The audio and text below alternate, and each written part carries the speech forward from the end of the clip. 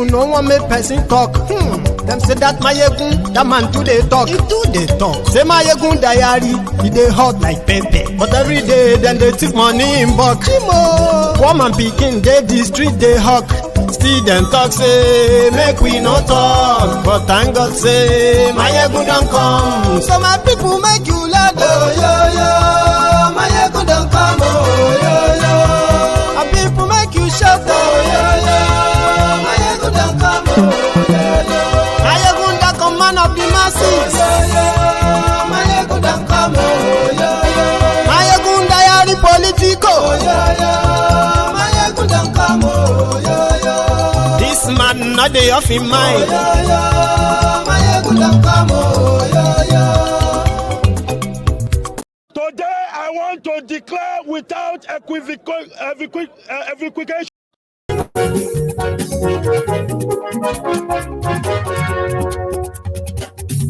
Hello there.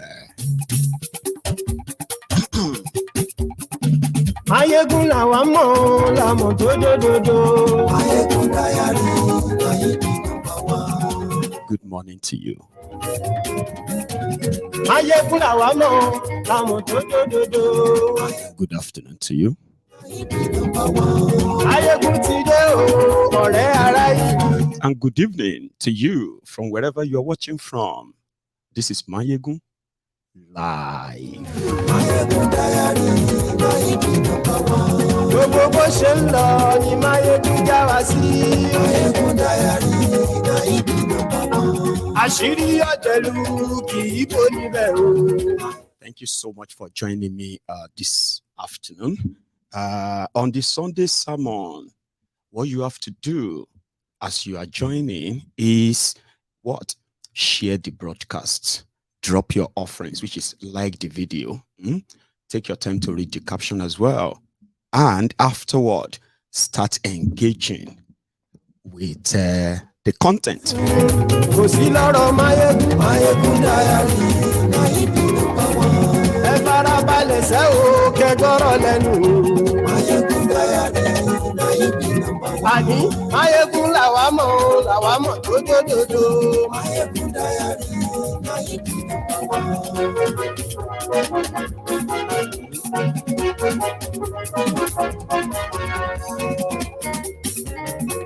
Àní ẹ̀sùn rà kì í. Mayegun ti dé. Mayegun ti dé. Thank you very much. I have fixed the date. Don't let that distract you. Let's get started. Mayegun ti dé. Lórí Facebook. Mayegun ti dé. Àní ẹ̀sùn rà kì í. Mayegun ti dé. Lórí YouTube. Mayegun ti dé. Àní ẹ̀sùn rà kì í. Mayegun ti dé. Ọba bá gbé wúrẹ́. Mayegun máa bí. I go talk. Ẹ̀sùn rà kì í. Mayegun ti dé. Ijó ìgbádìí yẹ. Mayegun máa bí. Àní ẹ̀sùn rà kì í. Mayegun ti dé. Presido bá rúfin o. Thank you so much for joining me from wherever you are watching from. It is Mayegun on this beautiful Sunday afternoon, the 7th of May, 2023. If you are watching this as a replay, don't worry about this, okay? Before we get fully into the conversation. Today, Golongo, I think I should tell you, this is the Sunday sermon. What is coming after is the normal prime time Mayegun's Diary Politico at 8. So I have divided today's broadcast into two. The first part, which actually suits and fits the Sunday sermon, ingredient or content rather. So that is why we are going to have this conversation, something that is more like, soul searching, where you have to sort of reminisce on things. Because you see, one of the problems of Nigeria and Nigerians is Stockholm syndrome. Now, the level of Stockholm syndrome in Nigeria is so bad that Nigerians always refer back to their former leaders as better than whatever they have at current. Or, therefore, you will see politicians crawling towards the former failed leaders in Nigeria for endorsement, for backing. Because somehow, people always kind of refer back to them. Let me give you an example. When Shagari, the first democratically elected president in Nigeria, when Shagari was running a corrupt government in the late 70s and early 80s, right? The excuse that Bokwari and gang gave for overthrowing him was because the government was so corrupt, stinkingly corrupt. In order to save Nigeria from Shagari, Bokwari came. So they started beating people on the street. They started whipping people. Like if you sell it anytime, you could just disappear. So people got tired. This man is worse. Now we are queuing to buy sugar, queuing to buy homo, queuing to buy every basic things that normally you should go, So it was mad. The corrupt Shagari started kind of attracting the Nigerians that sang hallelujah when Bokwari and his gang overthrew the first democratically elected government in Nigeria. It was like a hero. But that didn't last. 30 months into that, another Maradona came. Around that time, Nigeria has already entered recession. Nigeria economy was already like in doldrum. Unemployment was at the highest. Cost of living was like killing under Bokwari, but he was bragging of being able to discipline Nigerians because Nigerians can no longer. Meanwhile, under him, criminals were looting as usual. So when people got to see that, they got weary of him. And another criminal came on, Babangida. He started doing things in opposite to what Bokwari was doing, right? Somehow they forgot that he was a military. He was illegitimate. They embraced him until they grew tired of him too. And they started referring to Buhari. Buhari, even Buhari, you know what I mean? Nigerians. So after Babangida, the shortest one, Shonekon, came, not much on him, right? Because that was like purely illegitimate, like unheard of. So Abacha came, another illegitimate government. That one threw Nigeria, Balabulu, everywhere. They started cursing him in my own hometown, Odo Bolu. Back in the days, as young as we were, we understood that we were praying for God to destroy Abacha so that he won't kill Dia. That's how much kind of, So people started referring back to the past one. Even Babangida wasn't this bad. Now Babangida caused this thing. If Babangida had, all that stuff. Abacha died. Boom. Abdul Salami came. Boom. And before you know it, they went to bring Obasanjo from prison. Somebody who was who was convicted for coup. And he was just waiting to be killed when Abacha died. Right? Now, when Abdul Salami promised transition, Nigerians suddenly felt like if not for him, if he decided that he doesn't want democracy, nothing anybody would do. That's the kind of country whenever they have these criminals in charge, they blend in, they adjust. They don't fight back for real. And if you think you want to fight back, those who fought back at the time, they ended up following that, that adage. Is it an adage or an illustration or an expression? If you can't beat them, you will join them. So as things were progressing, Nigeria continued to produce terrible, horrible leaders. Nigerians also continue to what? Adjust to them, and they continue to remember the past. Fast forward to Obasanjo. He became one of the horrible leaders that missed a very good opportunity to put Nigeria on the real track where everybody could do their day. But he was more concerned about power. Out of over 180 million people at the time, he saw himself as the only person who actually cares about Nigeria, and he was the only person who could lead Nigeria. Therefore, he had no plan for any successor. When that failed, Obasanjo went to go and bring Yaradua, a man that is 8 years as governor of Katsina State, was dogged with sickness. You see that time that all of you later knew that Yaradua is a sick president. He had always been a sick governor. But Katsina, like Zamfara, like what do you call Yobe, like Taraba, all these other smaller, northern states. To us in southern Nigeria, we don't even know who is their governor. Some people don't even know what is the state capital of some of the states in Nigeria. So nobody knew anything about Katsina. Nobody gave a damn about Katsina. At least around that time. So to punish Nigerians, Obasanjo knew Yaradua was a sick president. In fact, it was a failure too as governor of Katsina State. You saw this increase in Almajiri, out of school children, and the rest of them. Put it on the shoulder of the governors from 1999 in northern Nigeria. Yaradua was one of them. A total failure. But there's something about him that there seems to be like, it's like finding a golden egg among millions of horrible egg. Finding one manageable egg, not golden, manageable egg among other horrible ones. He is not a thief from his record. Yeah, he wasn't greedy, he wasn't selfish, he wasn't what you call a kleptomaniac like others. He never took any more, like all this luxury, whatever. He wasn't for that. That's the only thing. But administratively, in Katsina State, Katsina is one of the poorest, and there was no record that Yaradua changed that before Obasanjo nominated him. Right? Obasanjo had ample number of those who are in his cabinet, who have been part of his government from the scratch. Let me give you an example this before I continue. When Obasanjo came in, Nigeria doesn't have any real foreign reserve. There was like almost nothing there.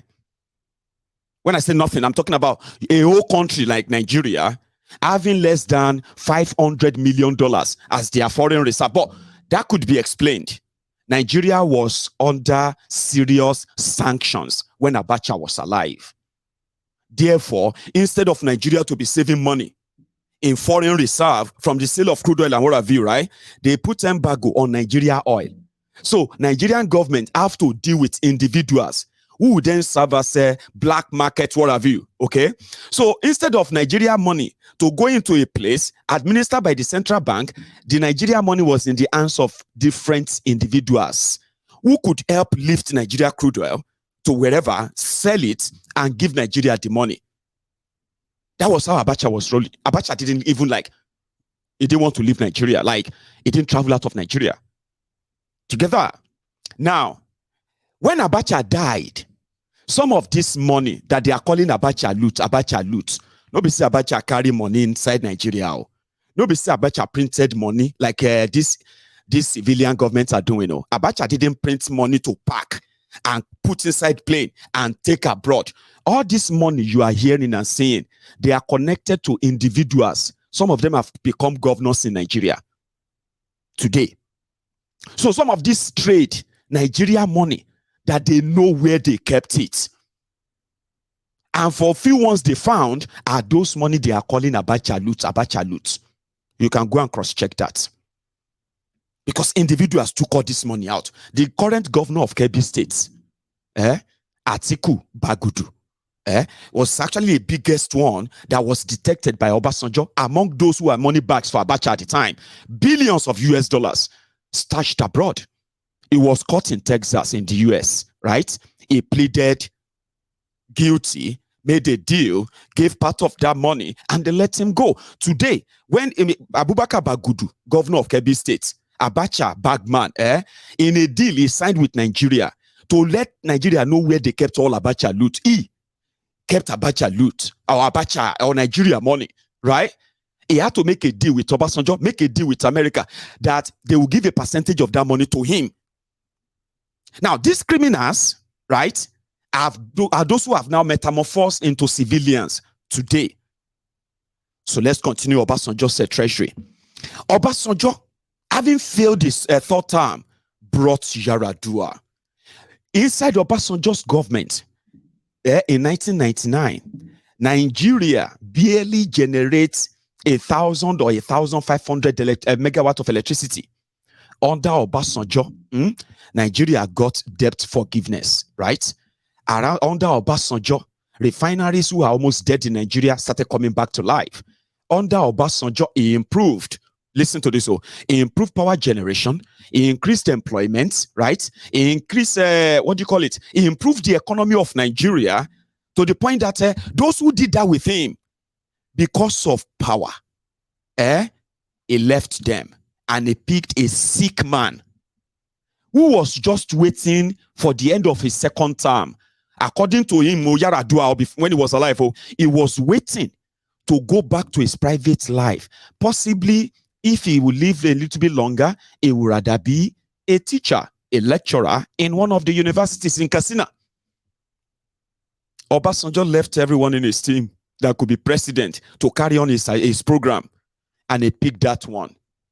When he picked Yaradua, the first thing Yaradua did was to go after Obasanjo and everything Obasanjo stood for, 100%.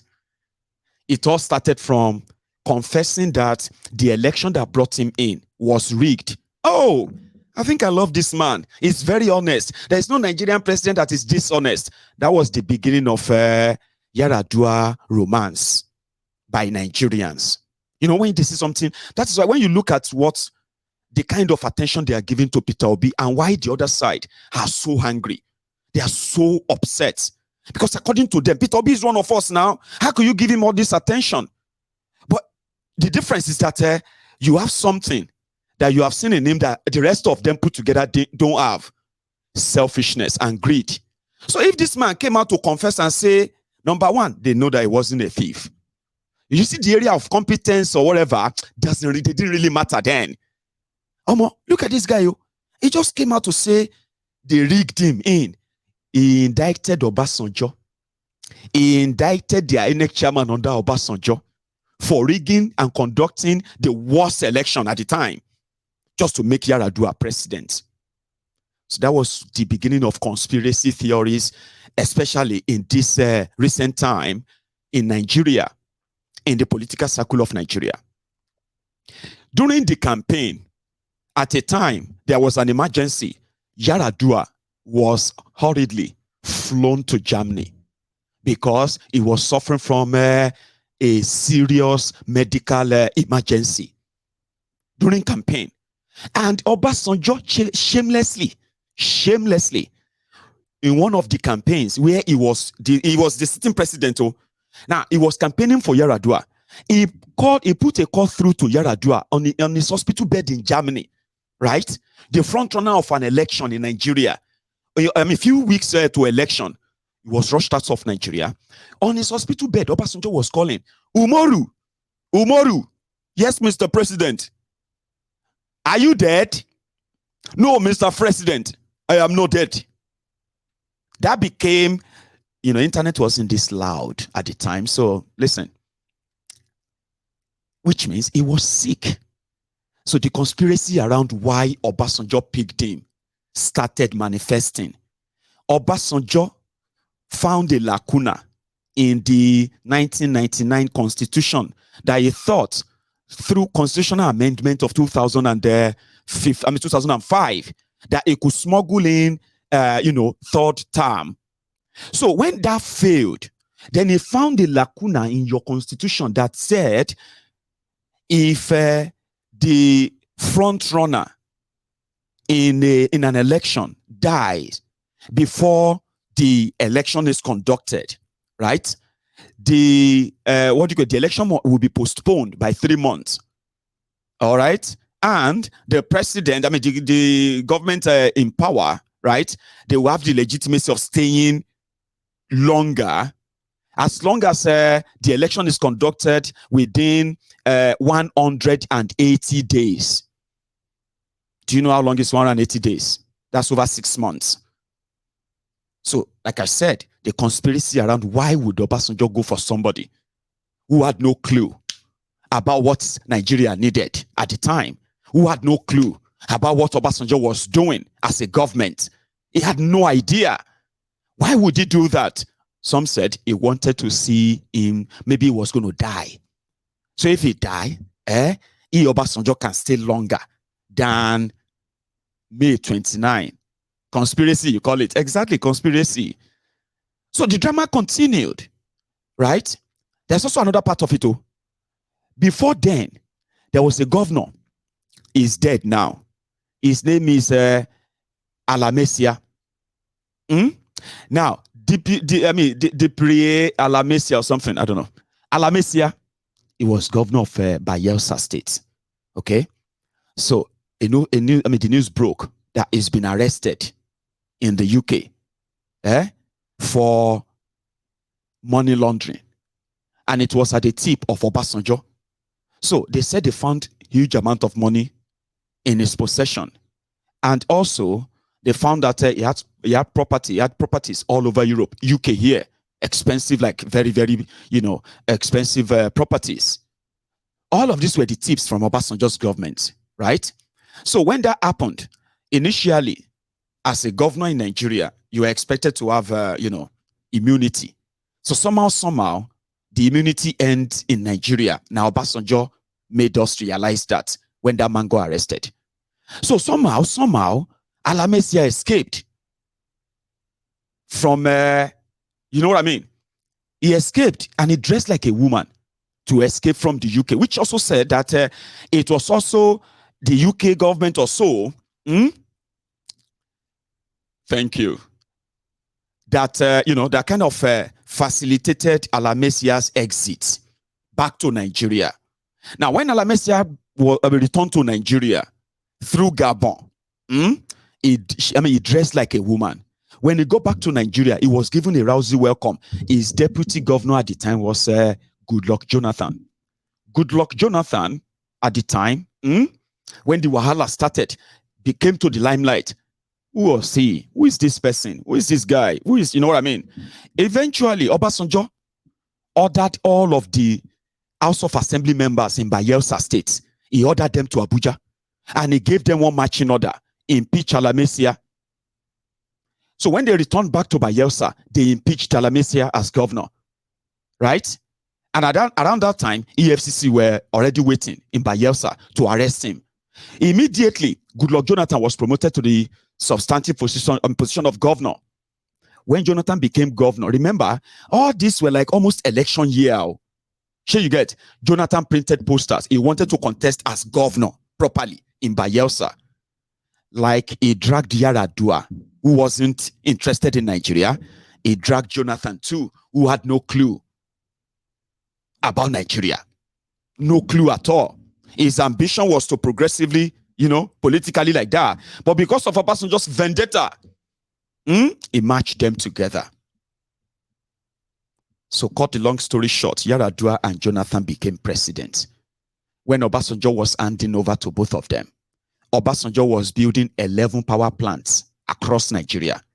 Independent power plants across Nigeria, 11. And the budget then was $16 billion for all of them, right? And it was a project you would call PPP, Public-Private Partnership. Government will provide some certain amount of money. Private companies who are investing in the power sector will provide some certain of money. And the last piece is the partnership of how much of that money they pull together, right? That was the idea, okay? 16 billion. Nobody say Nigeria will spend the 16 billion on power. A lot of you still say that till tomorrow. But anyway, it deserved it. Obasanjo, it deserves it. But the truth of the matter is that Nigeria didn't spend 16 billion on power. Nigeria budgeted to spend 16 billion on power. And from record, Nigeria spent $1.4 billion, which is their own counterpart funding for that project while Obasanjo was in power. So when Obasanjo handed over power to Yaradua, he handed over a foreign balance of 43 billion US dollars. That means Obasanjo in 8 years took Nigeria from foreign reserve after clearing the Nigeria debt to zero, all the debts in Nigeria to zero, starting afresh, right? Obasanjo handed over 42 billion US dollars to Yaradua and Jonathan. He handed over another account he created. They called it Sovereign Wealth account, or you can call it excess crude account. You see, this excess crude account, I've told you this many times for those who kind of know it. It's like the excess of money they didn't spend from the sale of crude oil after they spent the one they have spent over the years. Obasanjo handed over 24 billion US dollars in the excess crude account to Yar'Adua. Are you listening? When Obasanjo was leaving, the total Nigeria debt at the time, foreign and local, like the entire country, when Obasanjo was leaving, was less than $2 billion. Also, while he was also leaving, the refineries in Nigeria, they were back working. And there was nothing called subsidy. Can you believe that? That there was actually nothing really called subsidy at the time, because Nigeria was managing to kind of meet up the production of refining of crude oil under Obasanjo, but to meet up the whole ration across the country, fuel marketers then have to go and bring some of this. At the time, it was relatively manageable. Nothing's too kind of draining. When Yar'Adua became president, he stopped the power plant projects because the news said Obasanjo spent $16 billion. Yar'Adua said Obasanjo is building 11 power plants. His mentor, somebody we won't use show shege to Nigerian and Nigerian politicians. So Obasanjo became the first person to receive all the shots. And I'll give you the instances here. He came out and he said, his government came out and they said, Obasanjo was spending $16 billion on power.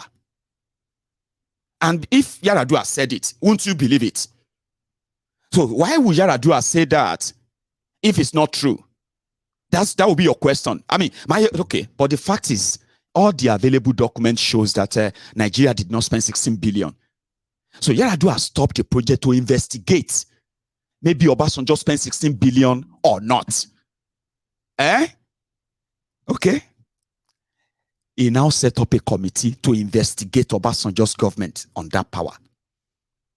The committee that they put together to investigate if Obasanjo spent 16 billion or not, within a year, the committee have been accused of collecting bribe to the tune of $2 billion from those who have interest in that power sector. So allegation is now flying. Accusation against those who are investigating those they accused of mismanaging 16 billion. In 2 years, at the investigator, at the investigated, at the investigatee, the whole thing died a natural death. What about the power plant? They became stagnant. They became kind of almost abandoned. The project, everything around it stopped. The progression of Nigeria generating enough electricity dwindled. Obasanjo, who thought he loved Nigeria, brought somebody that he felt would defend and promote his legacy. That was the first thing. Remember that. During Obasanjo time, something happened in Zaki Biam, somewhere in northern Nigeria. So the report was 2 soldiers or thereabout were killed by warring factions, communities fighting themselves. So the moment they said they killed someone, Obasanjo sent battalion of soldiers to level the communities of Zaki Biam. Women, children slaughtered by the Nigerian soldiers. In Niger Delta, where the Niger Delta militants became Lord, you know Obasanjo did. When there was a kind of Obasanjo sent soldiers around there to provide security and all that.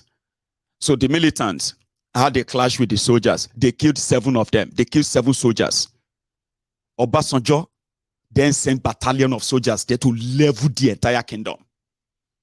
The entire place. So it was like the Nigerian government, as they are bombarding them from here, they are shooting them from ground. It was carnage.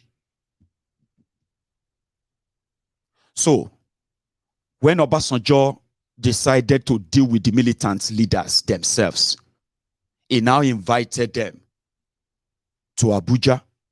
He said he has a deal for them. All their demand will be met. Okay? And he's going to be sending a plane. So he sent a plane down to Port Harcourt. Asari Dokubo and many of them like that. They jumped on the plane. They took them to Abuja. They want to go and meet the president. When they got to Abuja, they lodged them in Hilton, Sheraton Hilton or so. Top hotel, presidential suite. So they were there for 2 weeks. They didn't see Obasanjo.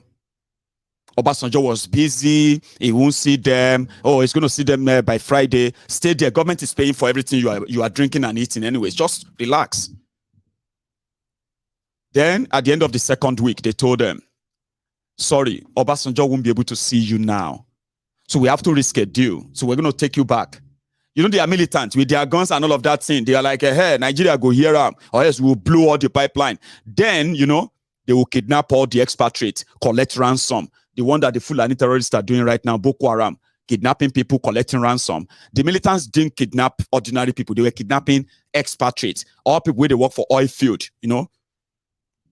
So they returned them back to Niger Delta with the hope that the negotiation continue with the government of Nigeria. Then, 3 months or so later, they called them again and said, the president have their time now. They should be coming, and they're going to send another plane. So they sent another plane to go and bring them. The moment they landed in Abuja, at that Abuja Zikiwe airport, the DSS and their cars, they're already waiting. As they are coming down of the private jet that took them to Abuja, all the militant leaders, as they are coming out of the plane, they arrested all of them, put them in their cars. And Asari will tell you, he told me the story himself. I told you that we used to be friends. Alhaji Asari. So he shared that story with me on one of my programs on this Facebook at the time. That was the last time. And they spent about 2 or 3 years in that jail. They never saw outside again. When they released them, Baba, everybody just mellowed. So Yaradua came. Suddenly, the militants have started again. Bah, bah, go, everywhere. So instead of going Obasanjo way, Yaradua invited all the militants, all their leaders to Abuja. And he asked, what do you want? They said they want amnesty. They want a share of their oil money. They want to be paid. All those who are not working, they must be paid from the money made from the oil. So Yaradua acceded to all their demands. And they said they should start bringing their names. They started putting them through education. That's a very good one, Abi.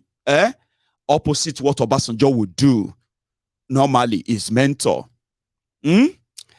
Well, it didn't last long before the ill health took a better part of him. And it was so obvious that it only lasted for 1.5 years.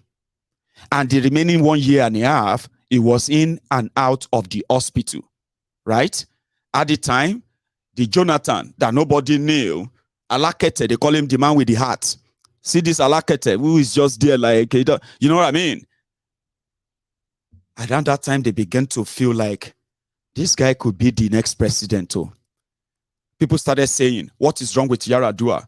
His own minister, Dora Akunyele, also came out to say, listen guys, Yaradua is gone. And we know they have been working so much in the last few months to hide that from Nigerians. But the truth of the matter is that we are his minister. We haven't spoken to him for the past 8 months. Imagine you are a minister to a president and you have not really spoken to him or you have not seen him face to face. It was so big. That was when Turai, his wife, Turai Yaradua, that was when she also came to the news. They said she's the head of the cabal. She's the one making sure that the state of her husband's health is not revealed. And that her husband was already brain dead 6 months before they announced his death. It was, Yaradua was like brain dead for like 6 months. So the country, they were still running the country. They had their Kaduna Mafia. They had their northern, Olig and the rest of them. They were managing to run things. But Nigeria was dwindling. Nigeria was like nose diving. Things were going bad. Like bad. Scandal every day. You get what I mean? Where is Yaradua? Where is Yaradua? Baba, that was when Turai came into the picture, like I said. So Turai is the head of the Kaaba. So Turai Yaradua is the one holding Nigeria down. Turai Yaradua is the one who, because of power, of money, she won't let her husband get the proper. So that was it became scandalous. A real scandal. Anyway, it didn't take long as well. So they brought Yaradua back from around that time. Yaradua they abroad, where they are treating him. But when they are now saying that he's dead, it's not dead. He's dead, it's not dead. They brought him back. When they brought him back, they dressed him up. He doesn't talk. He doesn't respond. It was like that. So they put him up. They put him up for a pop-up show up, like a doll, in a show doll. They started taking pictures with him. They would stand with. It was just like somebody who is like brain dead. 4 days later, they announced that he's dead. Finally, that was when they said the Kaaba has given up. Around this time, there's nothing you can do. If the man is now dead, what do you want to do? How long do you think you're going to hide it? Remember Obasanjo, the man that made him president. They started fighting. It didn't take long. They started fighting. Obasanjo started writing letters as usual. When Yaradua fell sick, Obasanjo came out and he was like, he didn't see, nobody knows who is going to live long or who is going to die tomorrow. And he came out with some stupid defense. But this is where I'm going. Remember what is called Stockholm Syndrome. Around this time, the likes of Obasanjo, the likes of Abdulsalami Abubakar, the likes of Babangida, who else again is there?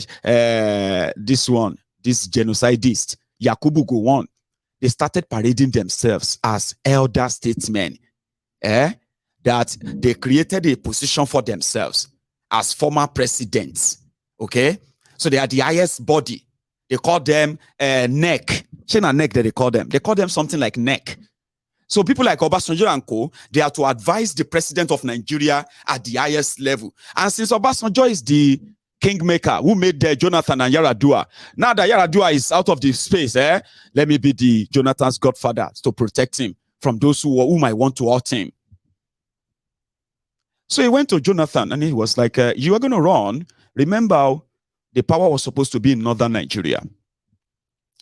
So, by the death of Yaradua, the power returned to the south.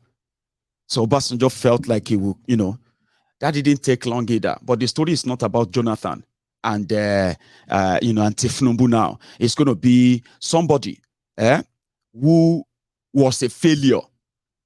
Meanwhile, by the time Yaradua was declared dead, Nigeria debt around that time has grown to over 8 billion US dollars.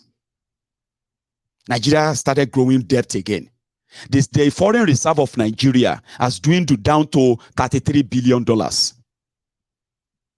The excess crude account of 24 billion that Obasanjo handed over to him, by the time, in 3 years, by the time Yaradua died, the money has reduced to 18 billion. So $6 billion gone. Nearly 11 billion US dollars from the foreign reserve gone. Nigeria incurred over $6 billion debt in 3 years as well. And the refineries working in Nigeria, they started going back to the default mode. In 3 years of Yaradua. But today, every year, now if Yaradua is the best president in Nigeria, if he lived longer, he would say, what did Yaradua do? Oh, he gave amnesty. And but Nigeria was peaceful that time. You are just so dumb. Or your own kind of Stockholm syndrome, which I said is chronic, is the majority anyway. Like, it's chronic. What did he do? But, I know what I'm saying. I mean, look at the people after. Listen, These are facts. These are figures. These are numbers. Do you get that? You don't manufacture it did well. Because some of you are already praising Abacha. During Abacha time, this is no bad reach you because your Stockholm syndrome is so used to being in the position of suffering. I want to take you out of there. Stop justifying nonsense. That is why Kalu woke up yesterday. He too want to talk about Yaradua.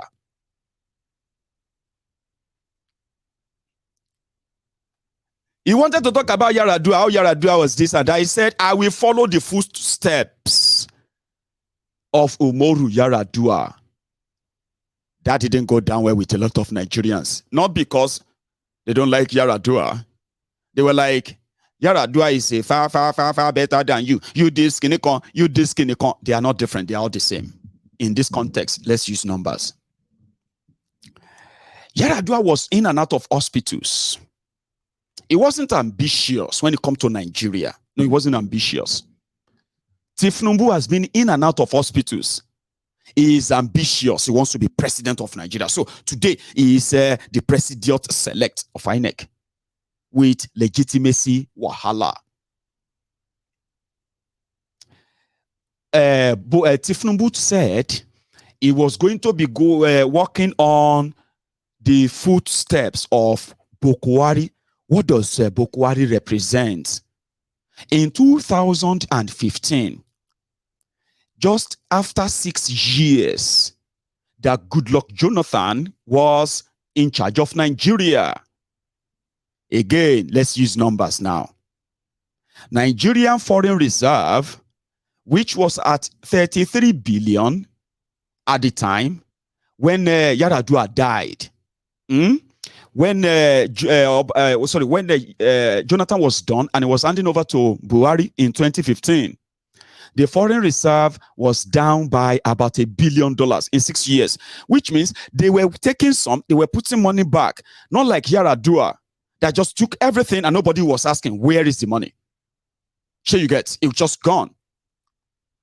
So it means even though Nigeria made so much more money from crude oil under Jonathan than any government in Nigeria history, even up to now. That's a fact, by the way. So Nigeria didn't save more money, right? Rather, Nigeria spent them on things that you can barely say, where are they? Anyway, when Jonathan was leaving, he handed over to Buhari the foreign reserve of about $32 billion. The excess crude account, there's a story behind that one. From $18 billion, the excess crude account, by the time Jonathan was leaving, we only had $7.5 billion in the account. But there is a story behind that one. At least we have a story. The others, I have no idea what happened. The money being kept in excess crude account is not federal government money. It doesn't belong to federal. It belongs to the entire Nigeria because it's the money from the sale of crude oil money. Sure, you get when they want to sell, let's say the budget and believe that a barrel of crude oil will be sold for $50. And then this year, suddenly, the barrel of crude oil is being sold for $115. That's an excess of $100. Usually in Nigeria, they just share the entire money. So Obasanjo now said, no, we won't share all the money. The excess will be saved. That's what created the excess crude account. So when Yaradua died and Jonathan became president, 18 point something billion was in that account. But by the time Jonathan was going and handing over to Buhari, $7.5 billion was the balance in that account because the APC or ACN governors, including PDP governors, who are state governors, they heard the rumor that Jonathan has been borrowing money to pay salaries.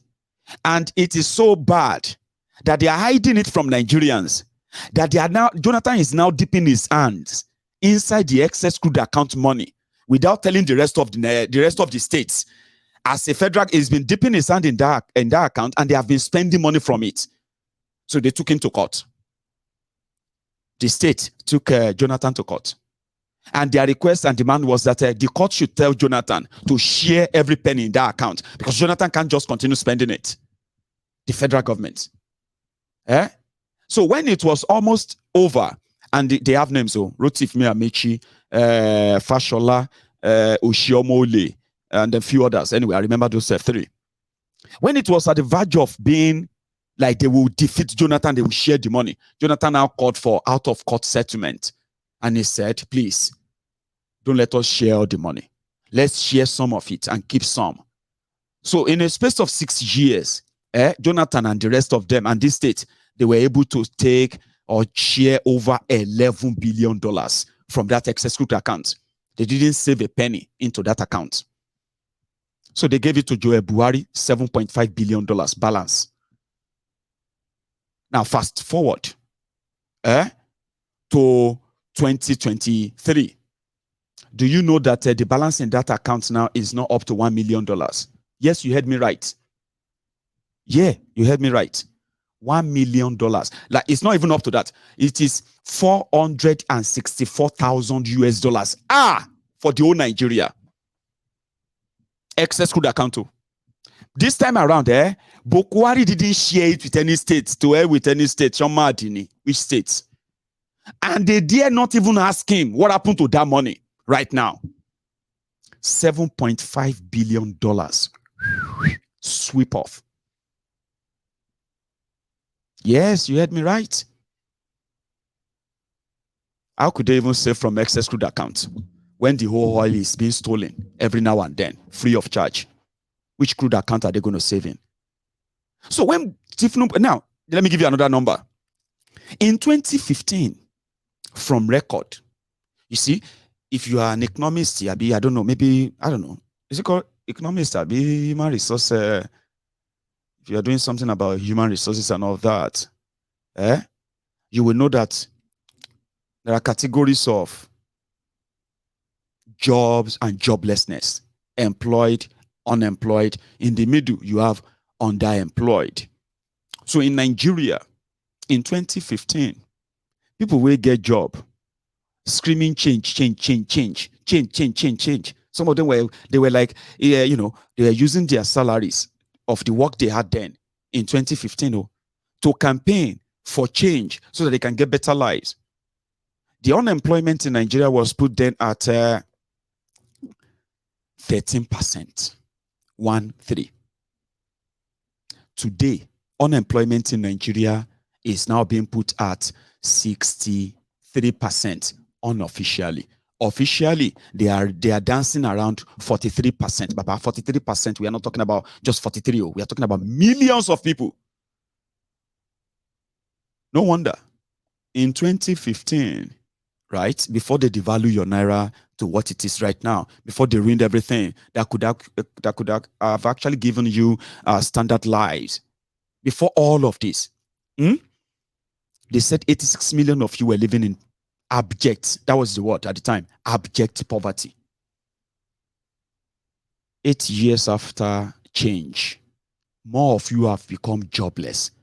More of you have run away from Nigeria, living your supposed comfortable life because you have seen what happened around you, and you know that if you don't take an action soon, you are going to become what came of your friends who lost everything in this APC nonsense. Lost your job, lost your favorite contract, lost all your gig because the companies that are giving them to you, 4 million companies left Nigeria in 8 years. 4 million businesses. He either died or left Nigeria. I mean, you would expect that, okay, but another 6 million joined. They lied to yourself. 43% unemployment. Even Kolu reacted it when it was at 33%. Let me show you, in case if you have forgotten. And we are competing with armed robbers and the bandits to recruit from the youths who are unemployed.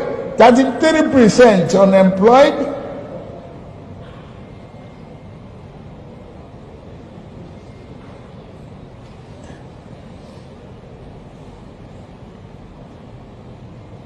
Recruit 50 million youths into the army and the other thing. Take away from their recruitment